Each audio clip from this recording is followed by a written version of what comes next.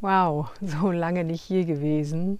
Willkommen zu einem neuen Video auf meinem Kanal. Heute ist Heiligabend und es ist gerade ein bisschen bedeckt, also ideal zum Video aufnehmen. Ja, viele Monate ist es her und ich möchte euch heute gerne ein bisschen mitnehmen auf eine Reise. Eine Reise nicht nur im Äußeren, einen Rückblick geben über die letzten Monate, sondern auch ein bisschen über meine innere Reise und was alles gewesen ist. Es ist sehr, sehr, sehr viel passiert in diesen Monaten. Für mich auch völlig überraschend habe ich Entscheidungen, ich würde gar nicht sagen getroffen, sondern eher entdeckt. Wirklich überraschend teilweise.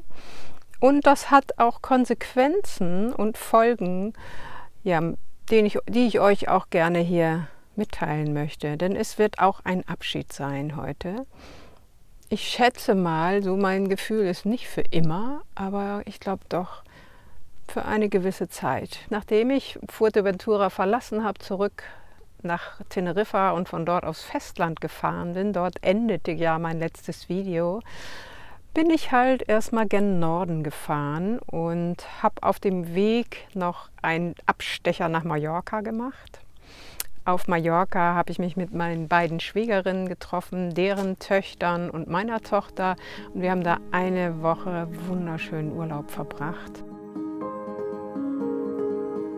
Am Anfang noch alleine mit meiner Tochter und dann alle zusammen in einer Unterkunft.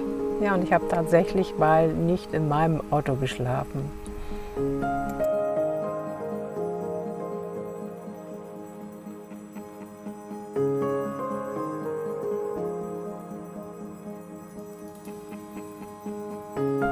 Von Mallorca bin ich dann mit der Fähre nach Barcelona gefahren und dann nur über Landstraßen durch Spanien und Frankreich zurück gen Norddeutschland.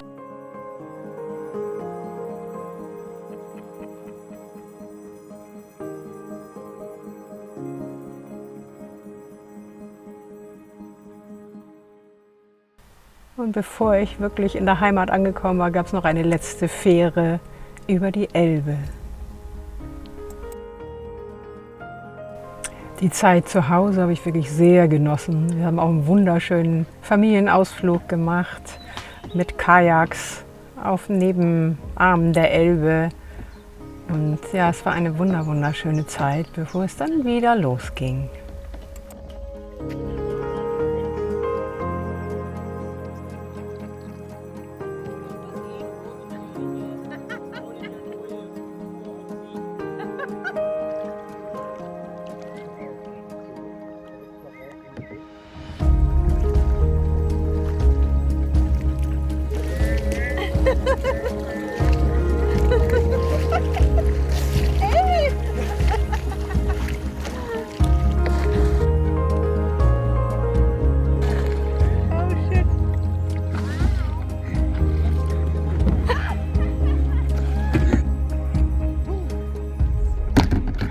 Und dann bin ich aufgebrochen nach Skandinavien.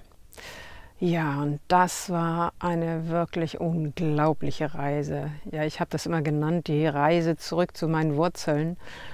Meine Eltern waren früher viel in Norwegen und haben, ich glaube, 2 Jahre in Schweden gelebt. Dort bin ich halt auch geboren und meine Schwester auch, die ist älter. Und für mich war diese Reise wirklich back to the roots. Guten Morgen. Wow, ich bin heute Nacht in Norwegen angekommen. Es war eine unfassbare Überfahrt. Es war nämlich tierisch Sturm. Ja, aber ich bin heil angekommen, mitten in der Nacht und habe nicht viel geschlafen und fahre jetzt hier los. Es ist so etwas bewölkt, aber auch sonnig. Ja, Wetter soll irgendwie, glaube ich, ziemlich durchwachsen werden. Aber ich fahre die ganze Zeit hier mit so einem seligen Lächeln durch die Gegend und bin irgendwie schockverliebt. Wow.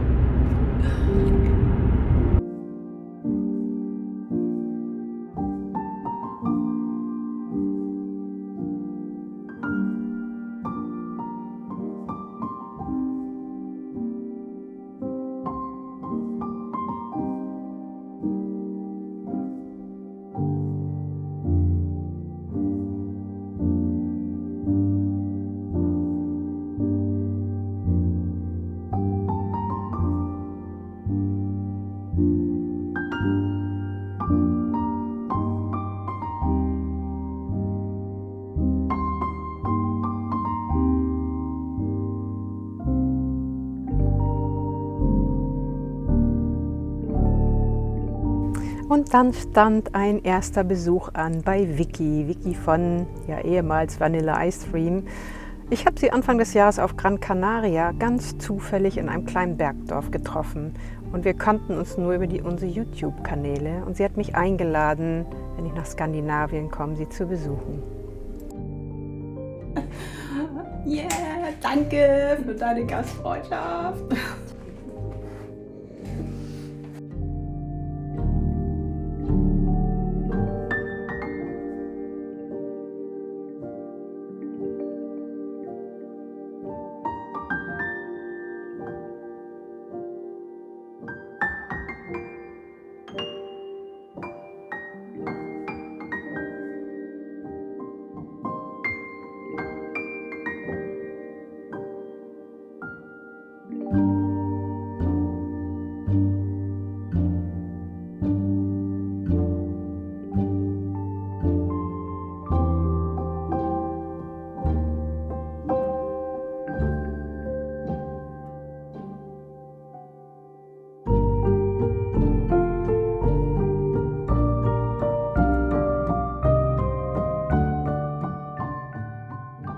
Von Vicky habe ich auch super Tipps bekommen für atemberaubende Orte in Norwegen. Und sie hat mir auch so von Nordnorwegen vorgeschwärmt, dass ich irgendwann beschlossen habe, tatsächlich bis zum Nordkap zu fahren. Das hatte ich überhaupt nicht vor, da ich nur 7 Wochen eingeplant hatte, war mir das viel zu weit. Aber manchmal kommt es eben anders, als man denkt. Gleichzeitig während dieser Fahrt, deswegen bin ich auch bis ganz nach oben gefahren, kam in mir so eine innere Gewissheit, das wird, glaube ich, das letzte Mal sein, dass ich dahin fahre. Denn ich finde das alles wunderschön und gleichzeitig habe ich gemerkt, es ist so gar nicht meine Klimazone. Es war so durchwachsen, das Wetter, regnerisch, kalt, außer am Nordkap, da war es halt dann wunderschön.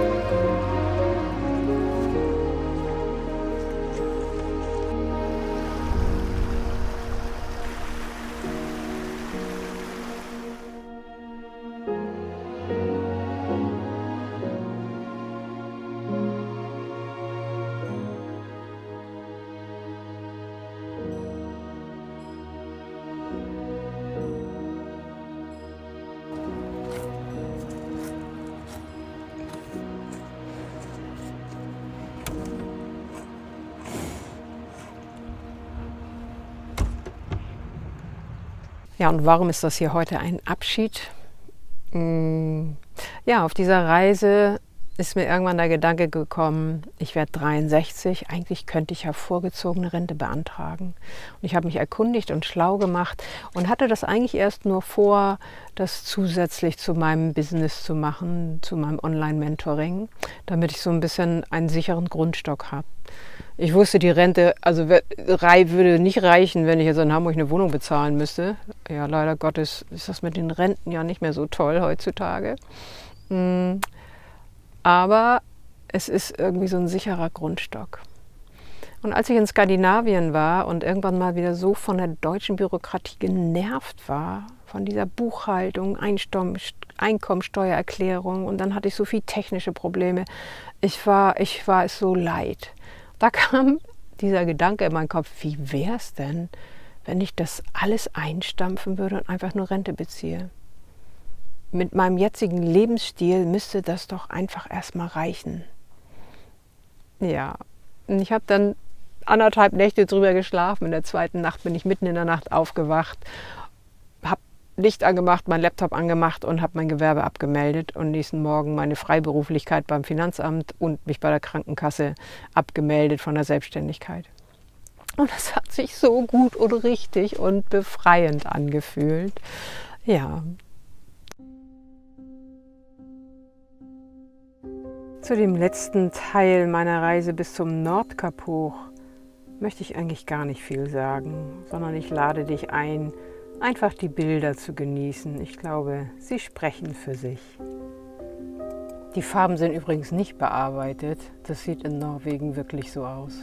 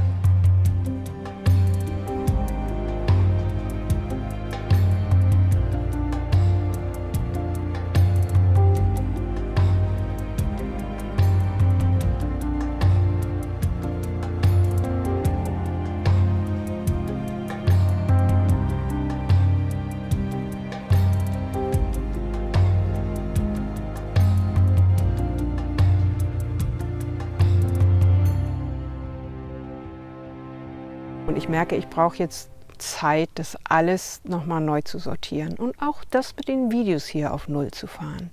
Es ist irgendwie ein besonderer Einschnitt in meinem Leben und ich möchte zumindest für eine Zeit das mal genießen, das erste Mal in meinem Leben, zumindest von außen her betrachtet, nicht zu müssen. Und ich bin unglaublich dankbar für dieses Privileg. Und es fällt mir gar nicht leicht, können sich manche vielleicht vorstellen. Habe ich noch nie gemacht, so einfach nichts tun, beziehungsweise einfach nur Dinge tun, just for fun und ohne einen besonderen Sinn oder Zweck dahinter. Einfach nur, weil sie mir Spaß machen. Wow, ist eine ganz neue Perspektive. Und ich merke, die möchte ich gerade mal ein bisschen leben und genießen.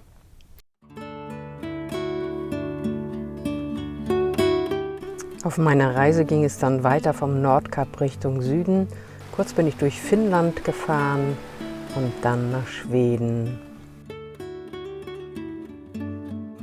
Im Übrigen habe ich auf meinem Kanal die Monetarisierung rausgenommen. Das heißt, in den Videos gibt es keine Werbung mehr. Das gehörte auch zum Aussortieren dazu, weil es nicht wirklich mit meinen Werten zusammenpasst. Solche Entscheidungen haben auch dazu geführt, dass ich mit so einem seligen Lächeln durch die Gegend gefahren bin.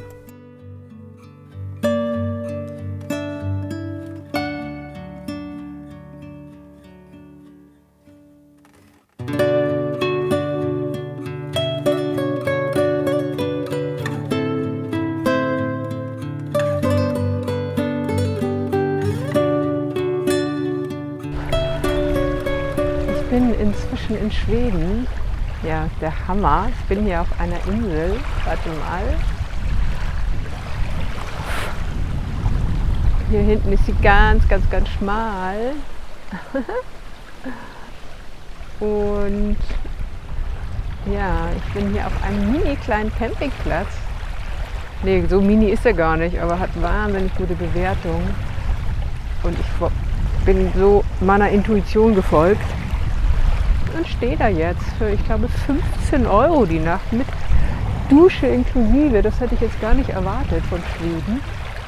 Und ja, bin seit gestern in Schweden und es fühlt sich unglaublich an. Es ist hier wirklich eine Reise zu meinen Wurzeln. Ich werde noch nach Stockholm fahren, da bin ich nämlich geboren und da habe ich eine ganz nette Einladung. Da bin ich auch sehr gespannt. Und heute genieße ich einfach diesen Abend, denn zwischendurch hat es immer mal viel geregnet. Und jetzt ist hier gerade blauer Himmel und ich habe gerade diese Insel erkundet. Ich fühle mich wie Robinson Crusoe. Nein, ich kenne den überhaupt gar nicht, ich habe das nie gelesen, aber hat das nicht auch irgendwas mit einer Insel zu tun? Wow, I love it. Dies ist eine sehr besondere Reise. Da werde ich bestimmt auch noch mehr davon erzählen.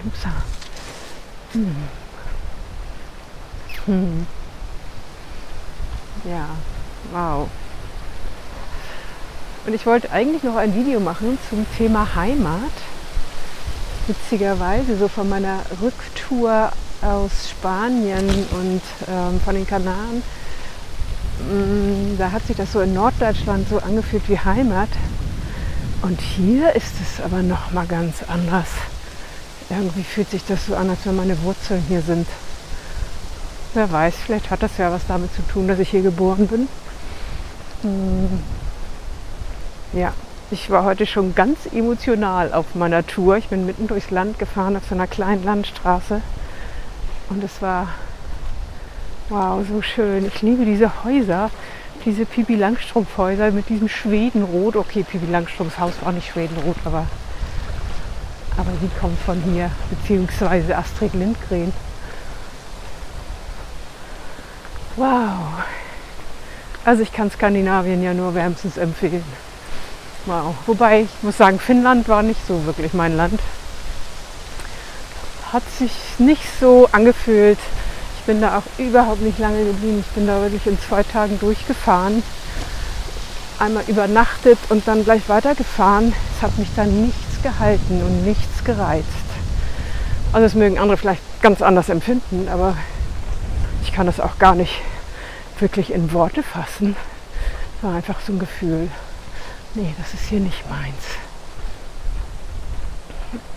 Aber hier ist es meins und Norwegen war auch sowas von meins, aber nochmal anders. Also da war ich so beeindruckt von dieser Landschaft. Das ist so atemberaubend schön. Es hat mich auch tief im Herzen berührt dort.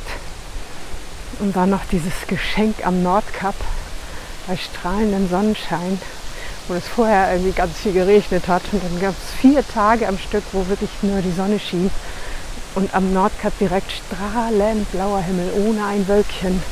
Mit traumhaft schönem Sonnenuntergang. Wow. Oh, warte, guck. Oh, I love it. Und hier ist so niemand.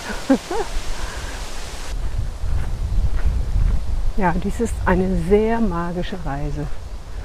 Eine Reise zu meinen Wurzeln.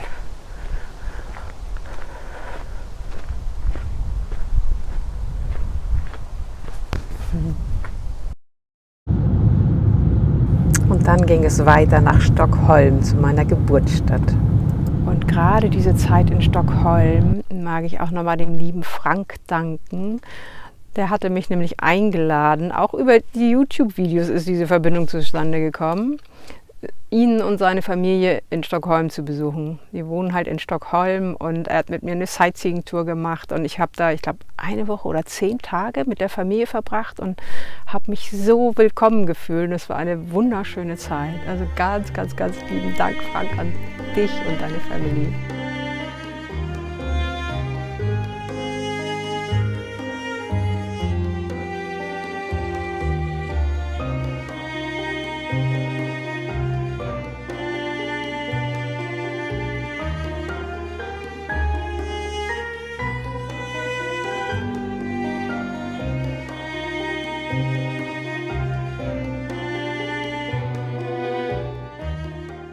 An meinem Geburtstag habe ich Stockholm dann ganz alleine erkundet. War bei dem Geburtshaus, wo ich geboren wurde, dem Haus, wo meine Eltern früher gelebt haben und auch dort, wo sie gearbeitet haben. Es war früher eine große Showbühne, der Berns Salonger, mit mehreren Restaurants und habe dort zum Abschluss gegessen. Es war ein wunderschöner Tag.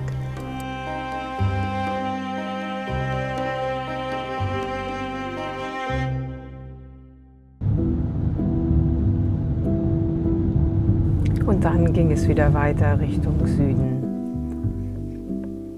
Was mich fasziniert hat, ist die malerische Landschaft, ja oft auch sehr magisch. Die vielen Wälder und das viele Wasser, die kleinen Inseln. Schweden ist schon ein wunderschönes Land. Und dann habe ich einen besonderen Stellplatz gefunden über Park 4 Night von einer jungen Familie, die ein Stück ihres Grundstücks direkt am Fluss zur Verfügung gestellt haben, kostenlos. Und ich durfte sogar deren Bad im Souterrain benutzen. Was für ein Geschenk!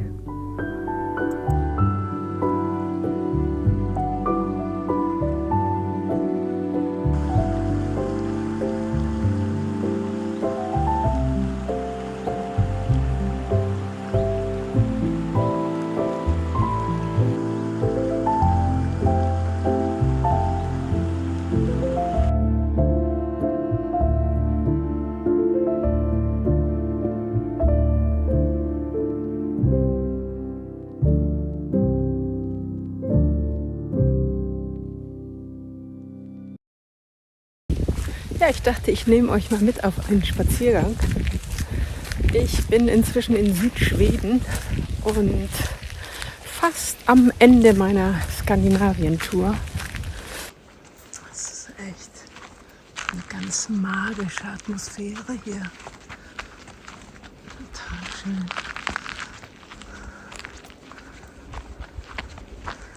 Ja, es kommt im Film, glaube ich, immer gar nicht so rüber, wie man das natürlich dann erlebt. Aber ich finde es schon magisch, auch so völlig alleine im Wald zu sein. Und niemand ist da. Und es ist so still.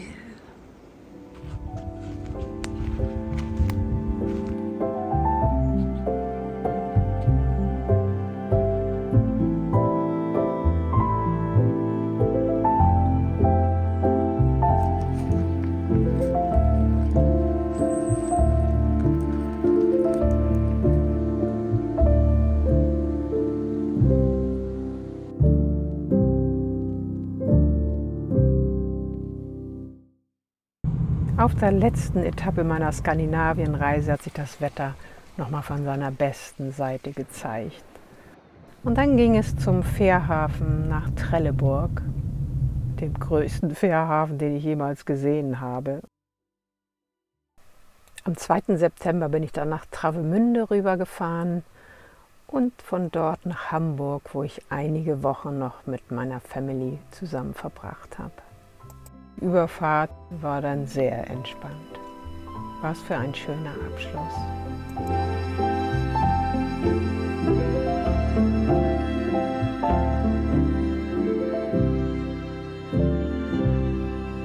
Mitte Oktober bin ich wieder aufgebrochen Richtung Süden. Ich bin wieder auf Tour, schon seit 2 Wochen, Richtung Süden. Allerdings bin ich 1,5 Wochen in Österreich bei einer lieben Freundin hängen geblieben, bei der Gerlinde, die ich 2019 in der Wüste kennengelernt habe. Und heute geht es jetzt endlich weiter Richtung Süden. Von Salzburg bin ich losgefahren und will heute die Alpen überqueren. Und zwar ohne Autobahn und ohne Tunnel, sondern über die Pässe. Und es hat hier schon geschneit zwischenzeitlich, aber jetzt Gott sei Dank heute scheint die Sonne und kein Schnee ist angesagt, weil ich habe nämlich Sommerreifen. Deswegen musste ich mich jetzt auch etwas sputen, dass ich mal hier über die Alpen komme und nachher hoffentlich in Italien lande. Habe dann ganz spontan noch einen Zwischenstopp in Venedig gemacht. Es lag irgendwie so auf dem Weg. War wirklich so, ich fahre, wollte eigentlich da lang und dann Venedig. Uitsch. Okay, fahre ich mal nach Venedig.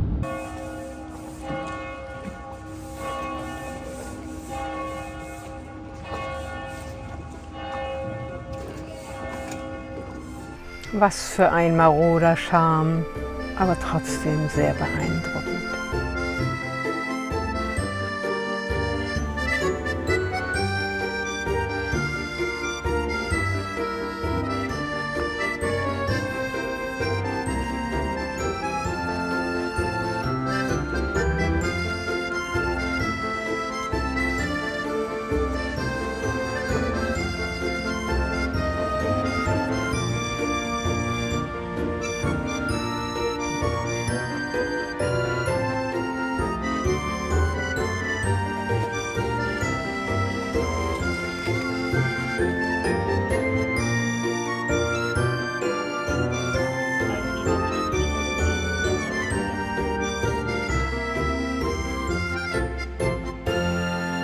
Allerdings auch voll von Touristen und das im Oktober.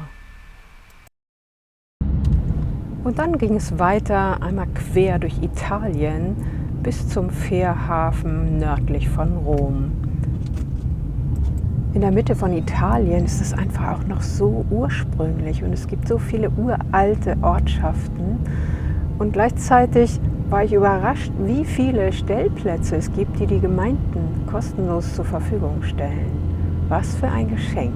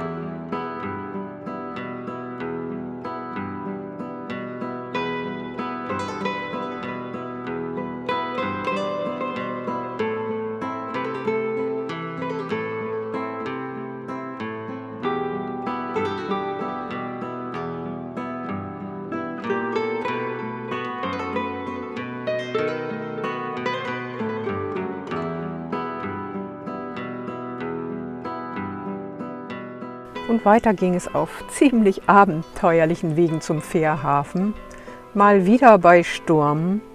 Und dort wollte ich übersetzen nach Barcelona, 21 Stunden Fahrt und dann weiterfahren nach Huelva, um am 4. November die Fähre nach Teneriffa zu nehmen.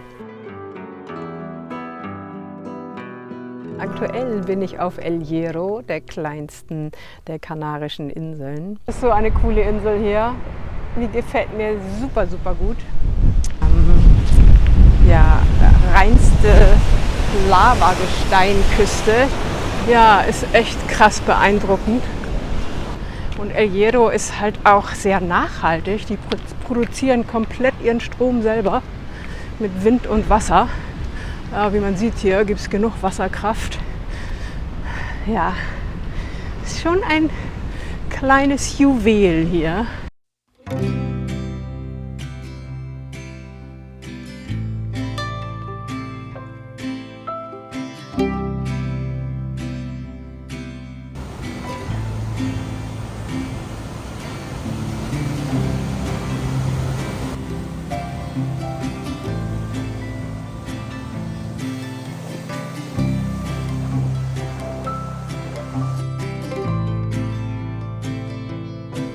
kann man übrigens gut sehen, dass gerade Kalima herrscht. Das ist der Sahara-Wüstensandwind, der sich wie eine Glocke über die Kanarischen Inseln legt und dann ist alles ganz trübe und oftmals ist das dann auch sehr viel wärmer.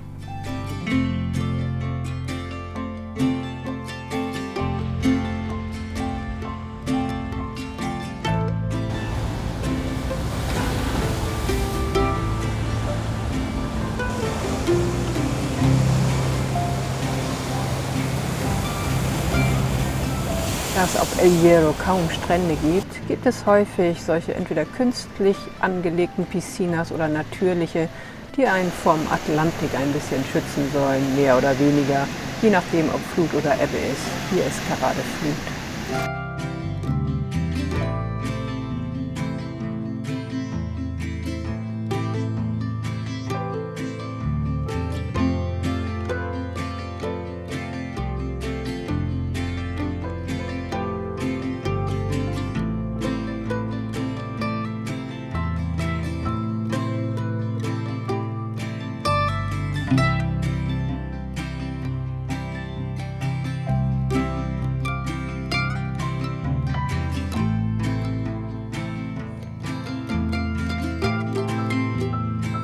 So karg das an der Küste ist, wenn man in die Berge fährt, je höher man kommt, umso grüner wird es. Und es ist ein ganz anderes Klima dort oben. Das ist auch das Faszinierende an den Kanarischen Inseln, dass sie auf so kleinem Raum so unterschiedliche Klimazonen haben.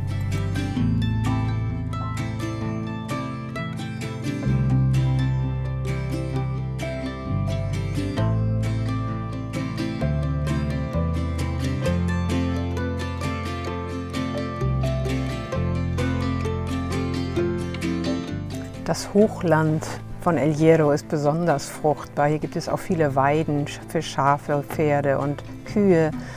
Und man sieht hier auch ganz gut, warum. Die Wolken hängen oft so tief und bringen viel Feuchtigkeit und oft auch Regen mit sich. Hier waren es gerade 9 Grad. Und unten an der Küste, nur höchstens 20 Minuten entfernt, ist dann strahlender Sonnenschein und über 20 Grad.